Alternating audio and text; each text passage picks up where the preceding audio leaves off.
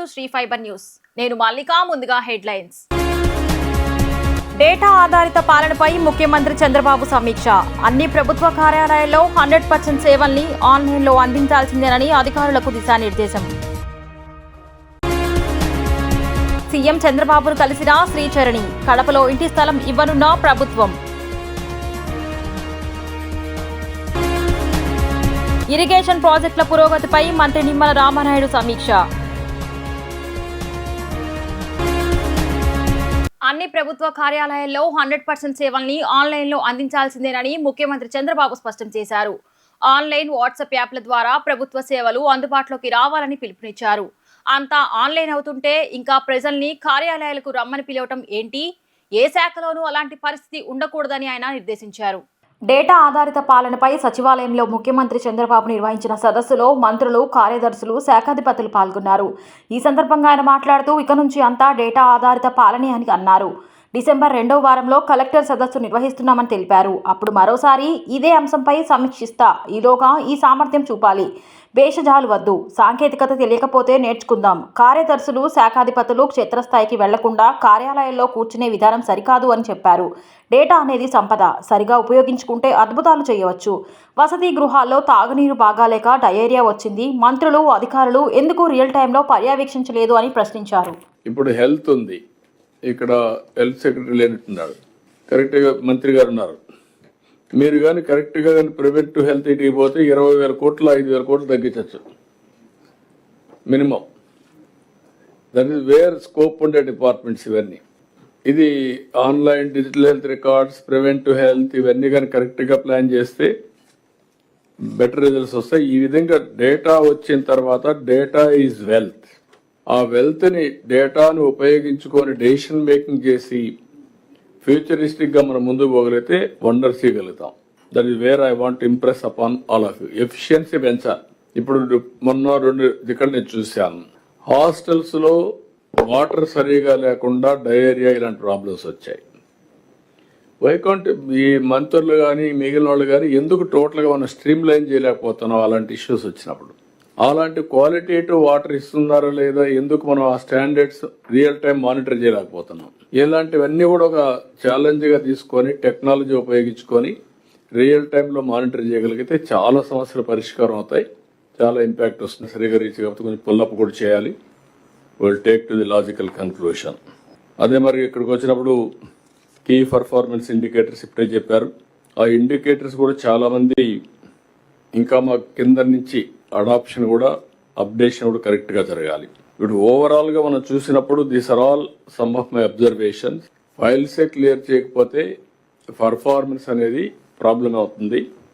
రెండోది, key performance indicators మీరు update చేయకపోతే దాని మీద మీరు కూడా ఫోకస్ చేయలేకపోతే అనిపిస్తుంది. మనం అవసరమైతే దీన్ని ఏ విధంగా అప్డేట్ చేసుకోవాలో చేసుకుంటాం. ఎవరికి ఎగ్జంప్షన్ లేదు.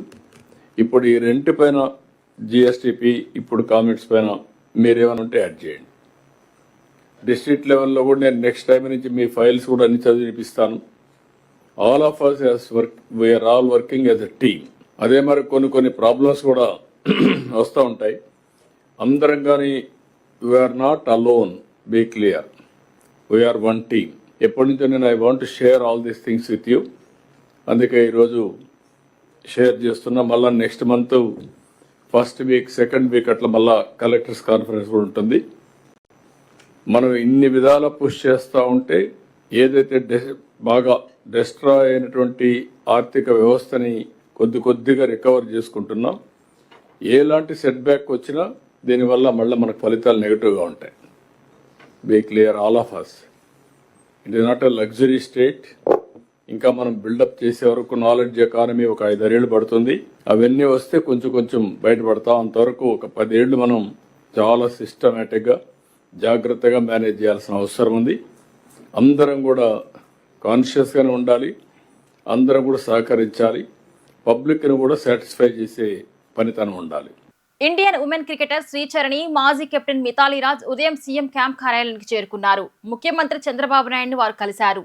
క్యాంప్ కార్యాలయానికి వచ్చిన ఇరువురికి మంత్రి నారా లోకేష్ స్వాగతం పలికారు. ఉమెన్ క్రికెట్ వరల్డ్ కప్ గెలుచుకున్నందున శ్రీచరణిని సీఎం మంత్రి అభినందించారు.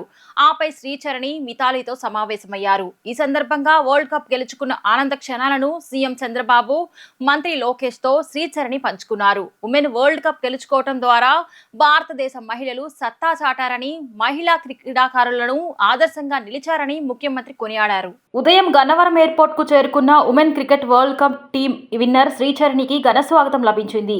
శ్రీచరణికి Andhra cricket association president Kesineni Chinni, కార్యదర్శి సానా సతీష్, మంత్రులు అనిత, సవిత, సంధ్యారాణి, శాప్ చైర్మన్ అనిమిని రవినాయుడు విమానాశ్రయంలో స్వాగతం పలికారు. అనంతరం ఎంపీలు, మంత్రులు, శాప్ చైర్మన్ కలిసి శ్రీచరణి, మిథాలీ రాజ్ను వెంట పెట్టుకొని సీఎం క్యాంప్ కార్యాలయానికి వచ్చారు. అయితే గన్నవరం నుంచి బెన్ సర్కిల్ వరకు భారీ ర్యాలీ నిర్వహించాలని ఏసీఏ మొదట భావించింది. ముఖ్యమంత్రితో భేటీ నేపథ్యంలో విజయోత్సవ ర్యాలీని రద్దు చేశారు. చంద్రబాబును కలిసిన తర్వాత మంగళగిరిలోని క్రికెట్ స్టేడియంను సందర్శించేందుకు శ్రీచరణి బయలుదేరి వెళ్లారు. అమరావతి సచివాలయంలో ఉత్తరాంధ్ర ఇరిగేషన్ ప్రాజెక్టుల పురోగతిపై జలవనరుల శాఖ మంత్రి నిమ్మల రామానాయుడు సమీక్ష నిర్వహించారు. Irrigation adviser Venkateswararao, Uttarandhra CE, ఎస్ఈలు, ఈఈలు, ఇతర అధికారులు మరియు ఏజెన్సీల ప్రతినిధులు హాజరయ్యారు. గత 5 ఏళ్ల వైసీపీ పాలనలో ఉత్తరాంధ్రలో ఇరిగేషన్ ప్రాజెక్టులకు ₹1 ఖర్చు చేయలేదని, నాడు 2014 నుండి 2019 టీడీపీ ప్రభుత్వంలో చంద్రబాబు చేపట్టిన ఉత్తరాంధ్ర సుజల స్రవంతి పనులను సైతం జగన్ నిలిపివేశారని మంత్రి తెలిపారు. కూటమి ప్రభుత్వం అధికారంలోకి వచ్చాక సీఎం చంద్రబాబు ఉత్తరాంధ్ర ప్రాజెక్టులకు ప్రత్యేక ప్రాధాన్యత ఇస్తున్నారన్నారు. చంద్రబాబు ఆదేశాలతో ఉత్తరాంధ్రలో రాబోయే 2 ఏళ్లలో 2,000 కోట్లకు పైగా ఖర్చు చేసి కీలక ప్రాజెక్టులు పూర్తి చేయాలని లక్ష్యం పెట్టుకున్నామని చెప్పారు. మైనారిటీల సంక్షేమం కోసం కూటమి ప్రభుత్వం కట్టుబడి పనిచేస్తుందని సెంట్రల్ నియోజకవర్గ ఎమ్మెల్యే బోండా ఉమా స్పష్టం చేశారు.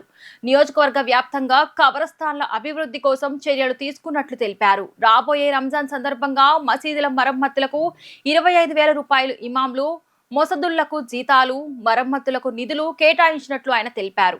ప్రభుత్వ విప్ సెంట్రల్ నియోజకవర్గ శాసనసభ్యుడు బోండా ఉమామహేశ్వరరావు సింగినగర్ డాబాకోట్లు సెంటర్ ప్రాంతంలో పర్యటించారు. ఈ సందర్భంగా ఆయన మసీద్ మరియు మదర్సా ప్రాంగణాలను పరిశీలించారు.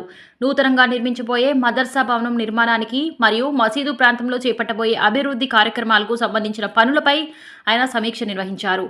ఈ సందర్భంగా బోండా ఉమామహేశ్వరరావు మాట్లాడుతూ తెలుగుదేశం ప్రభుత్వం మైనార్టీల సంక్షేమానికి కట్టుబడి ఉందని, రంజాన్ సందర్భంగా మసీదుల మరమ్మతులకు ₹25,000, ఇమాంలు, మోసదుళ్లకు జీతాలు, ఖబర్స్థాన్లకు మరమ్మతులకు నిధులు కేటాయించినట్లు ఆయన తెలిపారు. గతంలో కూడా సెంట్రల్ నియోజకవర్గం ఖబర్స్థాన్ల కోసం 1.30 కోట్లు, బందర్లాకుల వద్ద ₹70 లక్షల నిధులు తీసుకువచ్చిన విషయాన్ని గుర్తు చేస్తూ ప్రస్తుతం పాయకాపురం, సింగినగర్ ఖబర్స్థానాల అభివృద్ధికి కూడా నిధులు కేటాయించినట్లు వెల్లడించారు. సింగినగర్లో మదర్సాలు, ఎక్స్టెన్షన్ల భవనం నిర్మాణానికి కమిటీ వారు అనుమతి కోరగా పరిశీలించి త్వరలో అనుమతులు మంజూరు చేస్తామని అన్నారు. మైనార్టీలకు అన్ని విధాలా అండగా ఉంటామని బోండా ఉమా స్పష్టం చేశారు. తెలుగుదేశం ప్రభుత్వం అధికారంలోకి వచ్చినాక మైనార్టీల సంక్షేమం, మైనార్టీల మత సాంప్రదాయాలు, సంస్కృతిని గౌరవించే విధంగా అన్ని చర్యలు తీసుకుంటా ఉన్నాం. రంజాన్కి మసీదు రిపేర్లకు ₹25,000 డబ్బులు ఇవ్వటం కానీ, ఇమాములకి, మౌజూదులకి జీతాలు ఇవ్వటం కానీ, అలాగే కబరస్థాన్ల రిపేర్లకి ఇదే సెంట్రల్ నియోజకవర్గంలో ₹1,30 లక్షల నేను గతంలో శాసనసభ్యుడిగా ఉన్నప్పుడు కబరస్థాన్ ఏలూరు రోడ్డుకు తీసుకొచ్చాం. బందర్లాకుల దగ్గర కబరస్థాన్కి ₹70 లక్షలు ఆ రోజు నేనే తీసుకొచ్చాను. మళ్ళీ ఇవాళ పాయకాపురం, సింగనారు కబరస్థాన్లు కూడా బాగు చేయించాం. మసీదులు, కబరస్థాన్లు, మదర్సాలు అన్నిటికి కూడా ఈ ప్రభుత్వం చేతనైనంత సహాయం అండగా ఉంటా ఉంది. మా మైనార్టీ సోదరులకి అన్ని రకాలుగా ఈ ప్రభుత్వం అండగా ఉంటా ఉంది. ఇవాళ సింగనగర్లో మరి ప్రత్యేకమైనటువంటి ముస్తఫా మసీద్, ఈ ముస్తఫా మసీదు ఎన్నో సంవత్సరాలుగా ఈ ప్రాంతంలో మైనార్టీలకి అన్ని రకాలుగా సౌకర్యంగా ఉంటా ఉంది.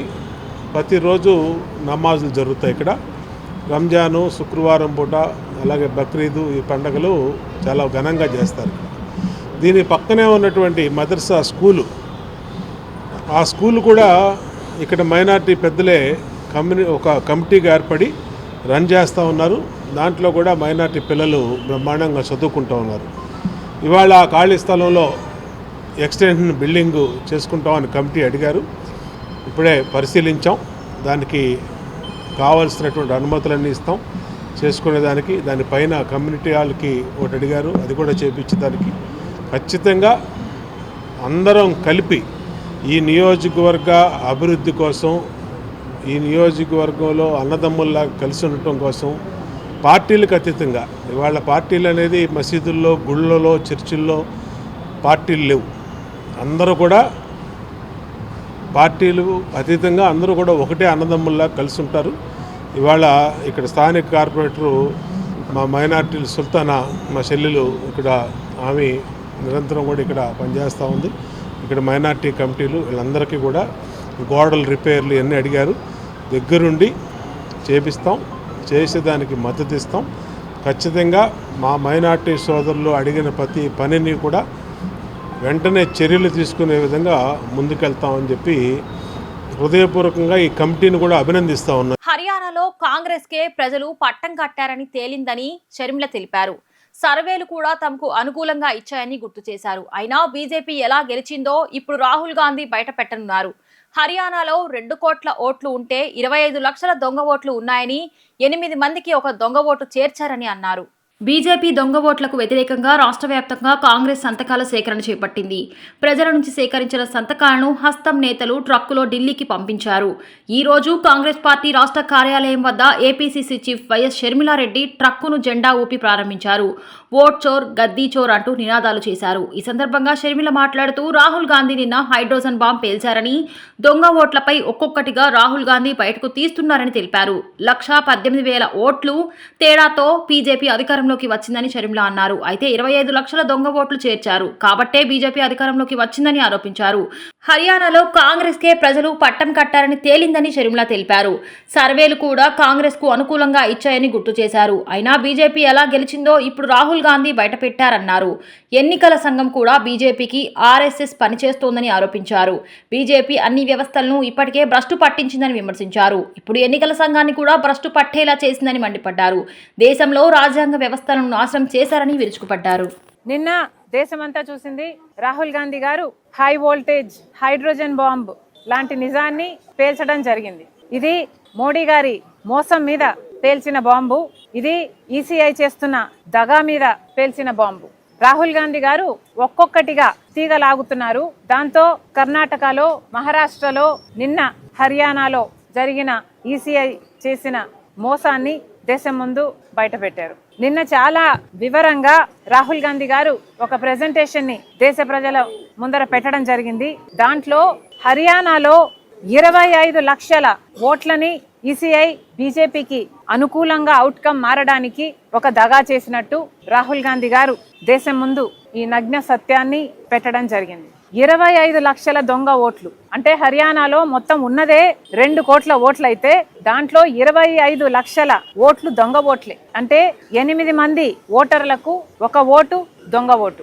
ఎంత ఆశ్చర్యం! అసలు హర్యానాలో పోల్ అయింది బీజేపీకి, కాంగ్రెస్ పార్టీకి ఓట్ షేర్ చూసుకుంటే రెండిటికి పెద్ద తేడా లేదు. బీజేపీ పార్టీకి 55,48,000 చిల్లర ఓట్లు పోలైతే కాంగ్రెస్ పార్టీకి పోలయ్యింది 54,30,000 చిల్లర. అంటే కేవలం 1,18,000 ఓట్ల తేడాతో హర్యానాలో బీజేపీ అధికారంలోకి రావటం జరిగింది. అంటే వీళ్ళు దొంగ ఓట్లుగా 25 లక్షల ఓట్లు చేర్చారు.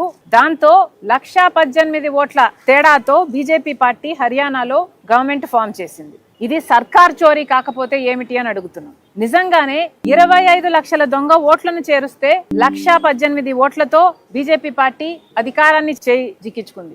ఓటు పర్సంటేజ్ చూస్తే 25 లక్షల దొంగ ఓట్లు చేర్చిన తర్వాత బీజేపీకి వచ్చిన vote share 39%.9. Congress party India కూటమికి వచ్చింది, ఒక కాంగ్రెస్ పార్టీకే వచ్చింది 39%.1 ఏమో. కూటమి అంతా కలుపుకుంటే 39.3% వచ్చినట్టుంది. అంటే కేవలం 0.7%తో బీజేపీ పార్టీ అక్కడ గెలవడం జరిగింది. కాంగ్రెస్ పార్టీ అధికారం కోల్పోవడం జరిగింది. అంటే ఈ 25 లక్షల దొంగ ఓట్లను చేర్చకపోయినుంటే కాంగ్రెస్ పార్టీ చాలా సులువుగా హర్యానా ఎలక్షన్ ను స్వీప్ చేసేది, సర్కార్ను ఫామ్ చేసేది. కేవలం 25 లక్షల దొంగ ఓట్లని చేర్చారు కాబట్టే హర్యానాలో బీజేపీ పార్టీ సర్కార్ని ఫామ్ చేయగలిగింది మోసం చేసి. ఇంత అన్యాయం జరిగింది హర్యానాలో. కేవలం ఈ మోసం కారణం చేత మాత్రమే బీజేపీ పార్టీ అధికారం చేజిక్కించుకుంది. ఇది మన దేశంలో జరుగుతున్న వాస్తవ పరిస్థితి. ఓట్ చోరీ ఎలా జరుగుతుంది, అసలు సర్కార్ చోరీనే ఎలా జరుగుతుంది, ఒక్కొక్క రాష్ట్రాన్ని బీజేపీ పార్టీ ఎలా దోచేసుకుంటుంది అన్న విషయాన్ని నిన్న రాహుల్ గాంధీ గారు దేశ ప్రజల ముందర పెట్టడం జరిగింది. నిజానికి మన దేశంలో చూసుకుంటే ఓటు అనే ఒక్క దగ్గర మాత్రమే పేదవాడికి ధనవంతునికి కూడా సమానంగా ఉన్న ఒకటే చోట సమానత్వం ఎక్కడైనా మన దేశంలో పేదవాడికి ధనవంతునికి ఉంది అంటే అది ఒక్క ఓటు దగ్గర మాత్రమే. కానీ ఇప్పుడు ఆ అవకాశం కూడా లేకుండా చేస్తున్నారు.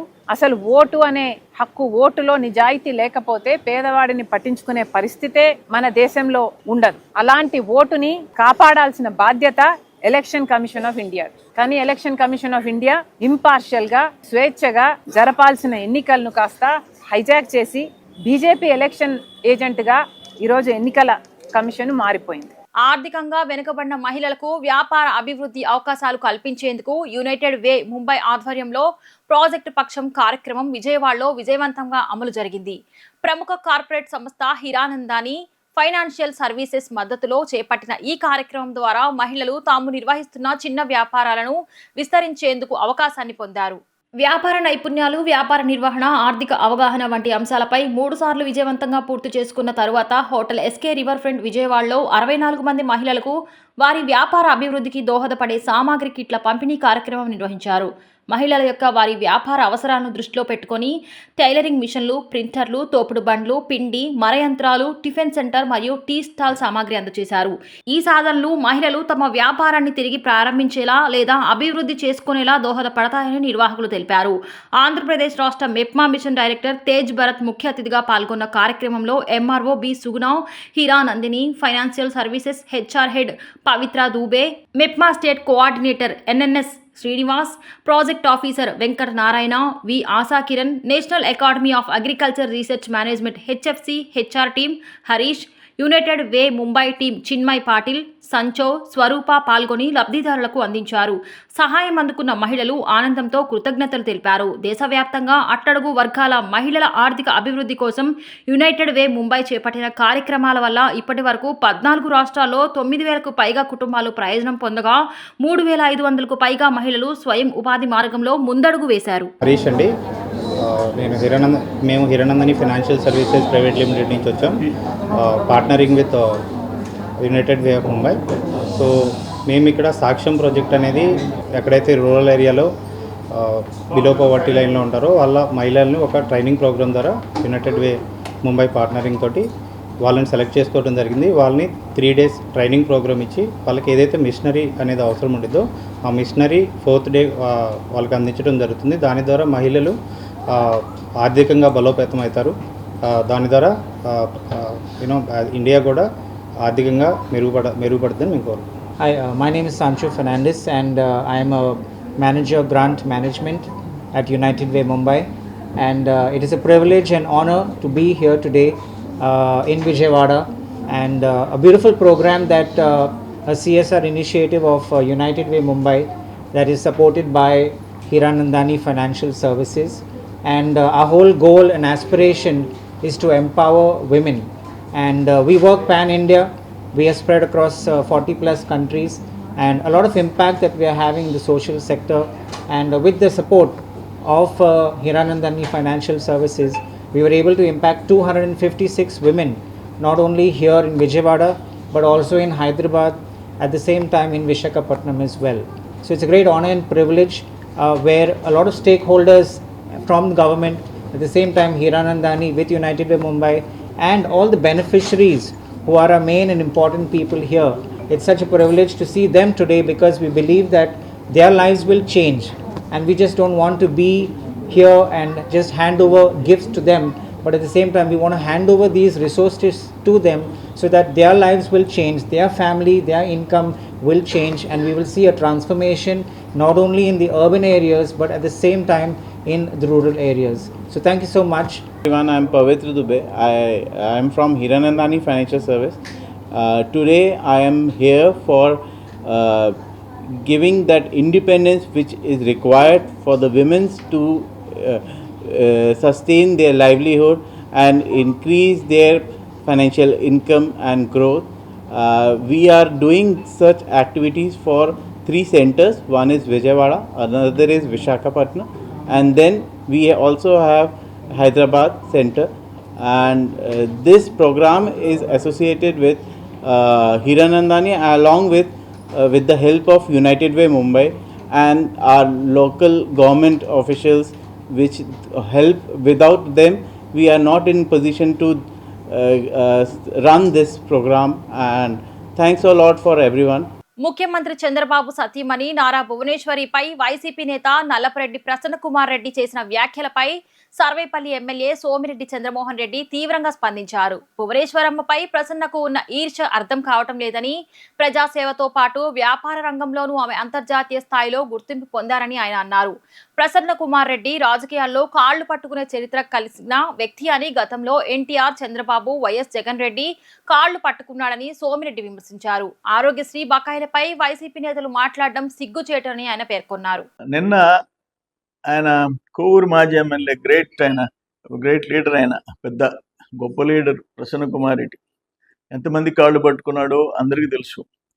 ఎన్టీఆర్ కాళ్ళు పట్టుకున్నావు, చంద్రబాబు నాయుడు కాళ్ళు పట్టుకున్నావు, రాజశేఖర రెడ్డి కాళ్ళు పట్టుకున్నావు, జగన్మోహన్ రెడ్డి కాళ్ళు పట్టుకున్నావు. నీకు అలవాటే అక్కడ ఉంటే వీళ్ళని తిట్టేది, ఇక్కడ ఉంటే వాళ్ళని తిట్టేది. ఇదేం కొత్త కాదు. లక్ష్మీ పార్వతి నీకు దేవత, భువనేశ్వరమ్మ అంటే నీకు ఈర్ష్య. ఆమెకు వచ్చే మంచి పేరు. ఆమె హెరిటేజ్ సంస్థ చైర్మన్. ఆమె ఇప్పుడు హెరిటేజ్కి గోల్డెన్ పీకాక్ అవార్డు వచ్చింది. దేశంలో అత్యుత్తమ డైరీగా కొత్త ఉత్పత్తులు చేస్తుందని చెప్పేసి, కొత్త ఉత్పత్తుల ఆవిష్కరణ అని చెప్పేసి వచ్చింది. నిన్న ఆమెకి ఎన్టీఆర్ ట్రస్ట్ మేనేజింగ్ ట్రస్ట్ హోదాలో ఆమె డిస్టింగ్విష్డ్ ఫెలోషిప్ వచ్చింది. ఇది ఇన్స్టిట్యూట్ ఆఫ్ డైరెక్టర్స్ సంస్థ ఆమెకి డిస్టింగ్విష్డ్ ఫెలోషిప్ అవార్డు ఇచ్చింది లండన్లో భువనేశ్వరమ్మకి. ఆమె దాదాపు ఈ డ్యామ్, అన్నమయ్య డ్యామ్ తెగిపోయినప్పుడు 50 మంది ప్రాణాలు కోల్పోతే ఆ తర్వాత వాళ్ళ కుటుంబ సభ్యులకు ఓదార్చి తలా 1 లక్ష రూపాయలు ఇచ్చింది అపోజిషన్లో. కడప జిల్లాలో ఏం చేస్తున్నాడు మీ జగన్మోహన్ రెడ్డి? నువ్వు ఏం చేస్తున్నావు? రూపాయి ఇచ్చారా మీరా? ఇవ్వలే, సొంత డబ్బుల్లో. ఆమె చేసే సేవలు, ఎన్టీఆర్ ట్రస్ట్ చైర్మన్గా విద్య, వైద్యం, మహిళా సాధికారికత, విపత్తుల్లో సాయం, రక్తదాన శిబిరాలు, విద్యార్థి సహాయ పథకాలు, తలసేమియా రోగులకి రక్త మార్పిడి. నువ్వు భువనేశ్వరమ్మ పేరెత్తే అర్హత ఉందా నీకు? నువ్వు ఆరోగ్యశ్రీ గురించి మాట్లాడావు. 2700 కోట్లు ఎలక్షన్ రోజుకి అప్పు పెట్టిపోయాడు మీ నాయకుడు. 2700 crores. ఆరోగ్యశ్రీ గురించి సిగ్గు లేకుండా మాట్లాడతావా? హెల్త్ మినిస్టర్ ఈ నెలాఖరు లోపల దాన్ని క్లియర్ చేస్తానని చెప్పారు. నువ్వు చేసిపోయిన పాపాలే ఇప్పుడు ఉండేది. మీ గవర్నమెంట్ ఎంత బాకీ పెట్టిందో అంతే ఉంది.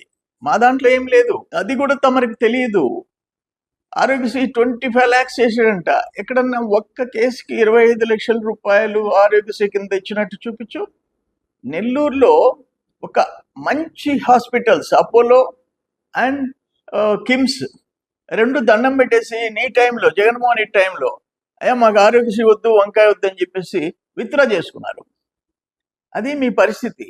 కానీ మాట్లాడేటప్పుడు తెలుసుకొని మాట్లాడు. విషయ పరిజ్ఞానం ఉండదు నీకు. నోటికి ఏది వస్తే ఎవడన్నా చెప్పి పక్కనోడు చెప్పింది మాట్లాడేది నీ బతుకంతా. భువనేశ్వరమ్మ గురించి ఇంకొకసారి ఒక మాట మాట్లాడితే ఒప్పుకునేదిలే, జాగ్రత్త. ఏపీలో ఈగల్ వ్యవస్థను స్థాపించాక ఏడాదిన్నరలో జీరో గంజాయిగా మార్చామని హోంమంత్రి అనిత తెలిపారు. యువత భవిష్యత్తుపై మాట్లాడే హక్కు జగన్ కు లేదన్నారు. డ్రగ్స్ దందా చేసిన వాళ్లకు ఆయన ఒత్తాసు పలుకుతున్నారా? యువతను మాదక ద్రవ్యాలకు బానిసలుగా మారుస్తున్న వారితో సమావేశాలా అని ప్రశ్నించారు. ఏపీలో ఈగల్ వ్యవస్థను స్థాపించాక ఏడాదిన్నరలో జీరో గంజాయిగా మార్చామని హోంమంత్రి అనిత తెలిపారు. మంగళగిరిలో నిర్వహించిన మీడియా సమావేశంలో ఆమె మాట్లాడారు. డ్రగ్స్ వద్దు బ్రో అనే నినాదాన్ని స్కూల్ స్థాయిలోకి తీసుకువెళ్తున్నట్లు చెప్పారు. గతంలో గంజాయికి బానిసగా మారిన పిల్లల్ని చూసి తల్లిదండ్రులు తల్లడిల్లిపోయారన్నారు. యువత భవిష్యత్తుకు భరోసా కల్పించాలనే ఈగల్ వ్యవస్థను తీసుకొచ్చినట్లు వివరించారు. డ్రగ్స్ వల్ల వచ్చే అనర్థాలు, కేసుల్లో ఇరుక్కుంటే వచ్చే నష్టాలేంటో అవగాహన కల్పిస్తున్నామని అన్నారు. యువత భవిష్యత్తుపై మాట్లాడే హక్కు జగన్ లేదన్నారు. డ్రగ్స్ దందా చేసిన వాళ్లకు ఆయన ఒత్తాసు పలుకుతున్నారా? యువతను మాదక ద్రవ్యాలకు బానిసలుగా మారుస్తున్న వారితో సమావేశాలా అని ప్రశ్నించారు. 2019 నుండి 2024 మధ్య దేశంలో గంజాయి ఎక్కడ దొరికినా దాని మూలాలు ఏపీలో ఉన్నాయని చెప్పుకునే పరిస్థితి అని అన్నారు. అన్నపూర్ణ ఆంధ్రప్రదేశ్ ఉన్న రాష్ట్రాన్ని గంజాయి ఆంధ్రప్రదేశ్గా మార్చిన ఘనత జగన్దని విమర్శించారు. స్కూల్ పిల్లల బ్యాగ్లోకి కూడా దాన్ని చేర్చిన ఘనత ఆయనదన్నారు. డ్రగ్స్ గంజాయిపై వైసీపీ హయాంలో ఒక సమీక్ష అయినా చేశారా? కానీ సీఎం చంద్రబాబు దీని నిర్మూలనను 6 మంత్రులతో ఒక సబ్ కమిటీని ఏర్పాటు చేశారని పేర్కొన్నారు. విద్యార్థుల భవిష్యత్తును ఏదైతే డ్రగ్స్ గంజాయి నాశనం చేస్తున్నాయో అటువంటి గంజా డ్రగ్స్ని సమూలంగా నాశనం చేయాలి. ఎట్టి పరిస్థితుల్లోనే ఆంధ్రప్రదేశ్ భవిష్యత్తు ఈ యువతరం మీదే ఉంది. యువతరాన్ని రక్షించుకుంటేనే రేపు భవిష్యత్తుని రక్షించుకోగలుగుతామని పూర్తిగా నమ్మిన వ్యక్తులుగా ఈ సంవత్సరంన్నర నుంచి ప్రత్యేకమైన దృష్టి పెట్టి యువతలోని వాళ్ళ భవిష్యత్తు మీద ఆశలు కలిగించడానికి ఎంతోమంది తల్లిదండ్రులు వాళ్ళ బిడ్డలను చదివించుకొని, అంటే ఒక పూట తిని ఒక పూట తినక చదివించుకొని పిల్లల భవిష్యత్తు బాగుంటుంది అని నమ్మిన తల్లిదండ్రులకు ఒక భరోసా కల్పించడానికి, ఒక ధైర్యం కల్పించడానికి ఈరోజు ఎన్డీఏ కూటమి ముందుకెళ్తూ పనిచేస్తున్న సందర్భం కూడా మీ అందరికీ తెలుసు. దానిలోంచి పుట్టుకొచ్చిందే ఈగల్ వ్యవస్థ. ఆ ఈగల్ వ్యవస్థని ఈరోజు స్థాపించిన తర్వాత సుమారుగా 1.5 సంవత్సరం కాలంలోని ప్రత్యేకంగా మేము చెప్పుకోదగ్గది, మేమందరం కూడా గర్వించదగ్గది, గాంజా ఏదైతే కల్టివేషన్లో జీరో గాంజా కల్టివేషన్ తీసుకురాగలిగే పరిస్థితి ఈరోజు వచ్చిందంటే ఈరోజు ప్రజలు, అదేవిధంగా ఈగల్ సంస్థ, అదేవిధంగా ఈరోజు గౌరవ ముఖ్యమంత్రి గారు డైరెక్షన్ అన్నీ కూడా ప్రాపర్ వేలో పనిచేసి డ్రగ్స్ వద్దు బ్రో అనే నినాదాన్ని స్కూల్ స్థాయిలోకి కూడా తీసుకెళ్ళగలుగుతున్నామంటే ఇది మా పనితనానికి ఒక నిదర్శనం కింద భావించవచ్చు. ఒక ఐజీ స్థాయి వ్యక్తిని ఏర్పాటు చేసి ఒక ప్రత్యేక విభాగంగా దాన్ని పెట్టి ఈరోజు పూర్తి వాళ్ళకి పవర్లు ఇచ్చి ఈరోజు ఈగల్ సంస్థ నడిపిస్తూ ఉంటే, ఒక పక్క నుంచి డ్రగ్స్ వద్దు బ్రోని క్యాంపెయిన్ని సుమారుగా 50,000 స్కూల్స్లో ఈ రోజుకి మేము కండక్ట్ చేసి, ఈ రోజుకి కూడా జగన్మోహన్ రెడ్డి పరిస్థితి ఎలా ఉంది అంటే, వాళ్ళ తాలూకా మాఫియా పరిస్థితి ఎలా ఉంది అంటే, మా ప్రభుత్వం డ్రగ్స్ వద్దు బ్రో అంటే వాళ్ళు ముందుకొచ్చి డ్రగ్స్ తీసుకో బ్రో అనే పరిస్థితిలో ఈరోజు వచ్చారంటే నిజంగా సిగ్గుపడే పరిస్థితి. నేను ఎందుకు ఈ సందర్భంలో మాట్లాడుతున్నానంటే, ఈ సందర్భంలో నేను మాట్లాడాలి కాబట్టి ఈరోజు నేను మాట్లాడడానికి వచ్చా. ఎందుకంటే ఈరోజు ఒక అర్హత లేని వ్యక్తి, ఒక యువత భవిష్యత్తు గురించి మాట్లాడే అర్హత లేని వ్యక్తి, యువతని ఎలాగ ముందుకు తీసుకెళ్లాలనే అంశం మీద మాట్లాడడానికి అర్హత లేని వ్యక్తి జగన్మోహన్ రెడ్డి వాళ్ళ విద్యార్థి విభాగాన్ని కొంతమందిని యువతిని కలిసి ఈరోజు కూర్చోబెట్టి ఒక ట్రైనింగ్ ప్రోగ్రామ్ ఏదో పెట్టాడంట. అసలు ఆ ట్రైనింగ్ పెట్టేదానికి నీకు అసలు అర్హత ఉందా అని నేను జగన్మోహన్ రెడ్డిని అడుగుతున్నా. ఆ పులివెందుల ఎమ్మెల్యేకి కనీసం అర్హత ఉందా అని నేను అడుగుతున్నా. ఎందుకంటే నీ విద్యార్థి విభాగం నాయకుడు కొండారెడ్డి వైజాగ్లో ఏయూలో ఎంబీఏ చేస్తూ ఈ డ్రగ్స్ని దాందాగా చేస్తూ మొన్న ఈగల్కి టాస్క్ ఫోర్స్ డిపార్ట్మెంట్కి పట్టుబడిన సంగతి జగన్మోహన్ రెడ్డికి తెలీదా? జగన్మోహన్ రెడ్డికి తెలియకుండానే జరిగిందా? అసలు కనీసం ఒక భవిష్యత్తు గురించి ఆలోచించే నాయకుడివేనా నువ్వు? కనీసం ఈ రోజు వరకు కొండారెడ్డి అన్న వ్యక్తి మీద నువ్వు ఎందుకు కనీసం దాని మీద చర్యలు తీసుకోలేదు? ఎందుకు నా పార్టీకి అతనికి సంబంధం లేదని కానీ, పార్టీ నుంచి తొలగిస్తున్నానని కానీ, పార్టీ నుంచి సస్పెండ్ చేస్తున్నానని కానీ ఒక్క మాట కూడా ఈరోజు వైఎస్ఆర్సీపీ నాయకుల దగ్గర నుంచి కానీ, వైఎస్ఆర్సీపీ నాయకుడి దగ్గర నుంచి కానీ రాలేదు అంటే దాన్ని మనం ఏ విధంగా తీసుకోవాలి? అంటే డ్రగ్స్ని ఇండైరెక్ట్గా డైరెక్ట్గా సపోర్ట్ చేస్తున్నాడు జగన్మోహన్ రెడ్డి అన్న విషయం ఈరోజు మేము ఆలోచించుకోవాలా? జగన్మోహన్ రెడ్డి సీఎంగా ఉన్న పొజిషన్లో 2019 నుంచి 24 మధ్యలో గాంజా దేశంలో ఎక్కడ దొరికినా కూడా దాని మూలాలు ఎక్కడున్నాయిరా అంటే ఆంధ్రప్రదేశ్లో ఉన్నాయి అని చెప్పుకునే పరిస్థితి. డ్రగ్స్ దేశంలో ఎక్కడ దొరికినా దాని మూలాలు ఎక్కడున్నాయి అంటే ఆంధ్రప్రదేశ్లో ఉన్నాయి అని చెప్పుకునే పరిస్థితి. అన్నపూర్ణ ఆంధ్రప్రదేశ్గా ఉన్న ఈ రాష్ట్రాన్ని గాంజా ఆంధ్రప్రదేశ్గా మార్చేసి స్కూల్ పిల్లల బ్యాగుల్లోకి కూడా గాంజాయిని చేర్చిన ఘనత జగన్మోహన్ రెడ్డిది. ఆ రోజు నుంచి ఈ రోజు వరకు కూడా ఒక్కసారి మనం వెనకాతలకు తిరిగి చూసుకుంటే ఎన్ని డ్రగ్స్ దందాలండి, ఎన్ని గాంజాలండి. కనీసం గాంజా కల్టివేషన్ ఎక్కడ జరుగుతుంది, గాంజా కల్టివేషన్ జరిగిన తర్వాత ట్రాన్స్పోర్టేషన్ ఎలా జరుగుతుంది అనేది కనీసం అవగాహన లేకుండా ఆ రోజు ముఖ్యమంత్రిగా ఉన్న ఇప్పుడు పులివెందుల ఎమ్మెల్యే ఏ రోజైనా డ్రగ్స్ మీద గాంజా మీద పోలీస్ డిపార్ట్మెంట్ని కూర్చోబెట్టుకుని ఒక రివ్యూ చేయగలిగాడా? కనీసం ఒక రివ్యూ చేస్తున్నా కూడా కనీసం ఆ రోజు ఏం జరుగుతుంది ఏం జరగలేదు అన్న సంగతి అయినా ఆయనకి తెలిసి ఉండేది. ఈరోజు గాంజాను అరికట్టడానికి, గాంజాను సమూలంగా నాశనం చేయడానికి ఒక సబ్ కమిటీ ఏర్పాటు చేసుకొని గౌరవ ముఖ్యమంత్రి గారు ఒక సబ్ కమిటీని మమ్మల్ని అందరినీ ఏర్పాటు చేసి ఈరోజు 6 మంత్రులతో కూడిన ఒక సబ్ కమిటీని ఏర్పాటు చేసుకొని ఈరోజు ఎవ్రీ టైం మేము దాని మీద ఒక అవగాహన తెచ్చుకొని కార్యాచరణ రూపొందించి ఈగల్ డిపార్ట్మెంట్తోని, టాస్క్ ఫోర్స్ డిపార్ట్మెంట్తోని, రైల్వే డిపార్ట్మెంట్ వాళ్ళతోని మేము కోఆర్డినేట్ చేసుకొని మేము ముందుకెళ్ళి డ్రగ్స్ కానీ గాంజా కానీ ఎక్కడైనా దొరికితే పార్టీలకు అతీతంగా, కులాలకి మతాలకి అతీతంగా మేము పట్టుకొని మేము వాళ్ళకి శిక్ష పడేట్టు చేస్తూ ఉంటే, ఒక పక్క నుంచి ఇతగాడు ఏం చేస్తున్నాడంటే ఇతగాడు విద్యార్థి విభాగం నాయకుల్ని ప్రోత్సహిస్తూ డ్రగ్స్ దందా నడిపే పరిస్థితి. బులెటిన్ ముగించే ముందు ముఖ్యాంశాలు మరొకసారి. డేటా ఆధారిత పాలనపై ముఖ్యమంత్రి చంద్రబాబు సమీక్ష.